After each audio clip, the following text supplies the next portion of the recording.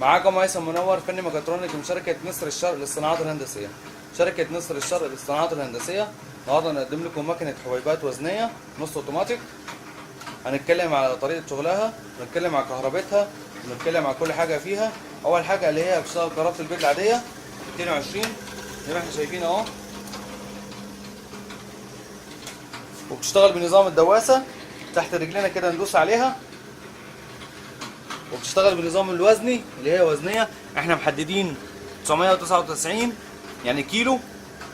مكنة تقدر تعبي عليها رز، تقدر تعبي عليها سكر، تقدر تعبي عليها عدس، تقدر تعبي عليها حمص، فول، اي حاجة بقوليات كده. النهارده احنا بنعبي مادة الرز اهو. مكنة ستانلس 306 ستانلس كلها اهي زي ما احنا شايفينها. مكنة صغيرة كده تقدر تحطها في اي مكان، بيت او مصنع او محل. مكنة لمشروع صغير كده، اي حد مبتدي كده بحاجة صغيرة بعد كده ربنا سهلها ياخد مكنة اوتوماتيك كبيرة. ونعمل تجربة بسيطة النهاردة. اول حاجة لازم يكون الاكياس عندنا متشكلة زي كده سنتر سيلينج او رباعي او زي ما انت حسب المنتج اللي موجود عند حضرتك، يكون متقفل من 3 جناب ومن بقه مفتوح كده.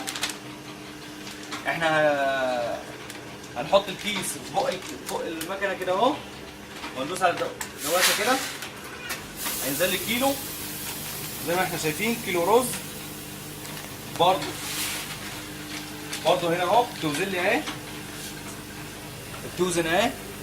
انا طالب 999 للوزن اهي بتوزن. لما توصل ل 999 هتوقف. مكنه سهله وبسيطه مقدمه لكم شركه نسر الشرق للصناعات الهندسيه اهي.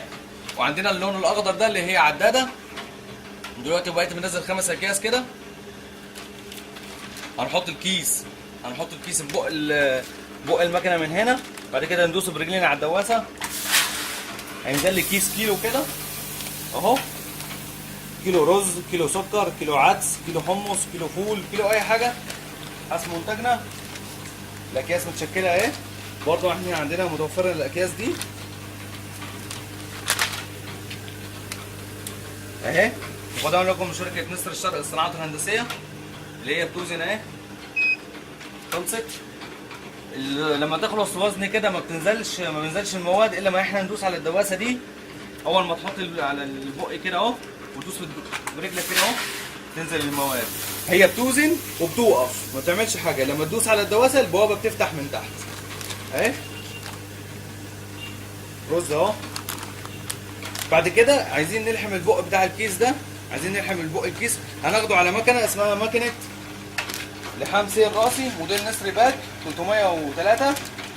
هنحطها كده اهو. لحام سير راسي هتلحم لي الكيس راسي كده عشان المواد ما تنزلش على السخان في منها دي. عشان العاده بتيجي اللحام كده. لو عملنا كده المواد هتنزل على السخان. اما دي راسي هتمشي كده هي واقف.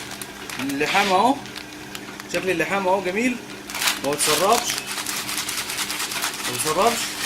الكيس جميل كده. يبقى الكيس جاهز ينزل في اي سوبر ماركت، ينزل في اي مكان كده عشان تبيعه. مقدمه لكم شركه نسر الشرق للصناعات الهندسيه. عندنا هنا مكنه وزنيه موديل نسر باك حبيبات وزنيه. وعندنا هنا موديل مكنه لحام راسي موديل نسر باك 303. مقدمه لكم شركه نسر الشرق للصناعات الهندسيه. كان معكم هيثم منور فني ميكاترونيك من شركه نسر الشرق للصناعات الهندسيه.